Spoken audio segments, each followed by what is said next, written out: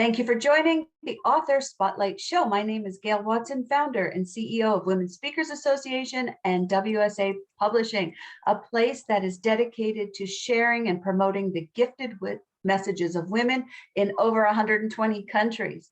When we open our hearts to the world and lead with empathy, we are unstoppable. And today we shine the spotlight on an inspiring woman who is transforming the lives of those around her through loving dedication and compassion.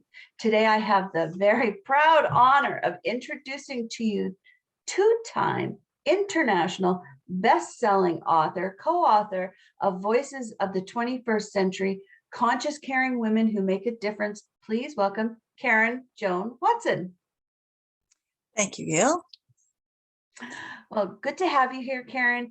And I love your story. You write a personal one in this Voices of the 21st Century, and they were lessons right from your mother. So please share with us what inspired you to share your story. Well, last year I was in the Voices Resilient Women Who Rise and Make a Difference about my heart story, and I was cared for by my husband when I needed a lot of help, and he got very stressed out. We've talked about that. How does the caregiver look after him or herself? And then I realized, while listening to various artist and writer friends who were also looking after an elderly parent, that that's an important role.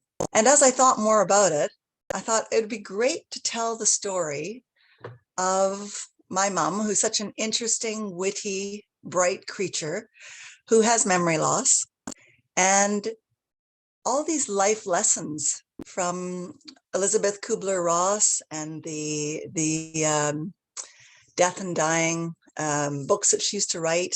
And my mom used to talk about having the courage to change the things that we can change and accept those that we can't, and the wisdom to know the difference. So that's the frame of my piece. And I wanted the family to be able to see it. I wanted the grandchildren to have something that reminded them of the conversations that they have with their grandma. And that's why I wanted to publish this one. I love that. And knowing your mother personally as well as my mother-in-law, she is an amazing woman, and she's so full of wisdom in a simplistic way, just sharing of that knowledge. And as you wrote this story intended for grandchildren, I know that one of the grandchildren wrote a very personal message to you about recognizing exactly what you had shared. When you imagine readers sitting down and reading your story, what is it that you really want them to take away from it? I guess, given that I speak to my mom every day, visit her several times a week, I'm reminded constantly of coping and of self-care, and how thrilled she is that after caregiving 7 children, 10 grandchildren, multiple moves, that she always had the peace inside her to sit down and read in the afternoon when the baby was asleep. And I used to say, she'd say, okay, everybody go and have a rest. The baby's asleep. And I'd say, but I'm not tired. She said, well, I am. And you can go and be quiet or active in your rooms. These were just basic self-care things. And it's a marathon when you're looking after someone, be it children, a partner who's ill, an elderly parent, or your clients or patients. There's so many caregivers. But if we don't look after ourselves, so here I am helping my mother with her daily tasks and her memory. And yet she's helping me.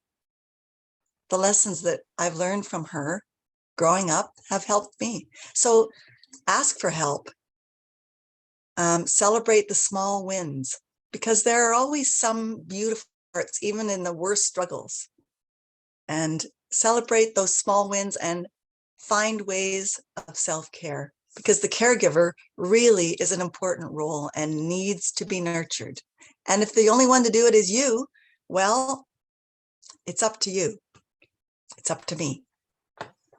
It is. The caregiver role is a tough role. It's a lonely role, because you're playing both daughter and then this learning this brand new job about caring for somebody who was actually caring for you.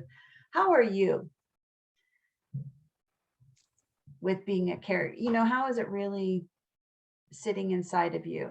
Well, I have all kinds of experiences from sisters-in-law and close friends who have been through what I consider to be far more difficult times.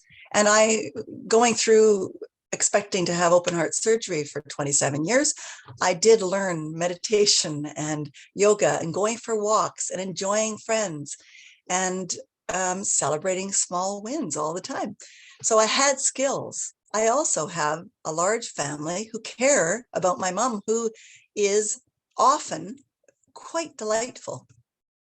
So I actually, I get to do some of what is personally important to me, and I get to share my life with her as a caregiver.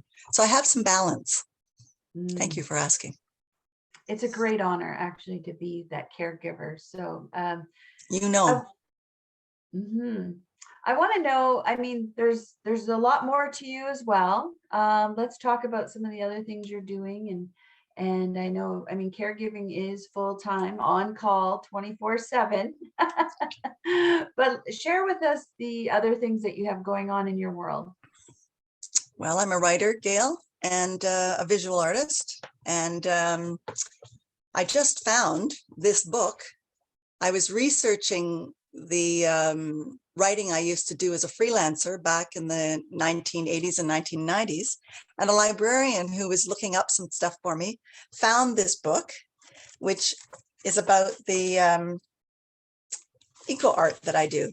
So here is, I don't know how well you can see that, but it's a crown of thorns.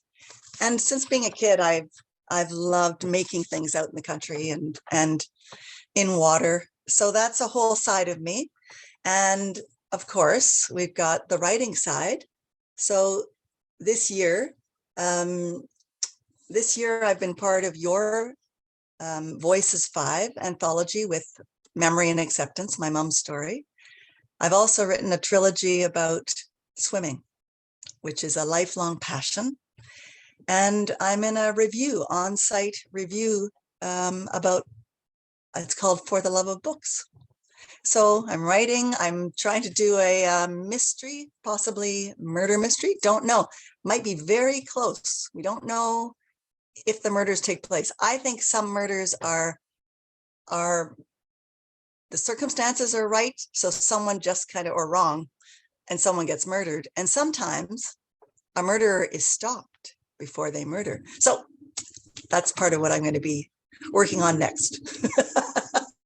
Trying to figure that out, and the motivation scale. Sounds like you're having a lot of fun. Yes. That's awesome. Okay, so you have some great work out there, great writings out there, and I know you're an amazing artist as well.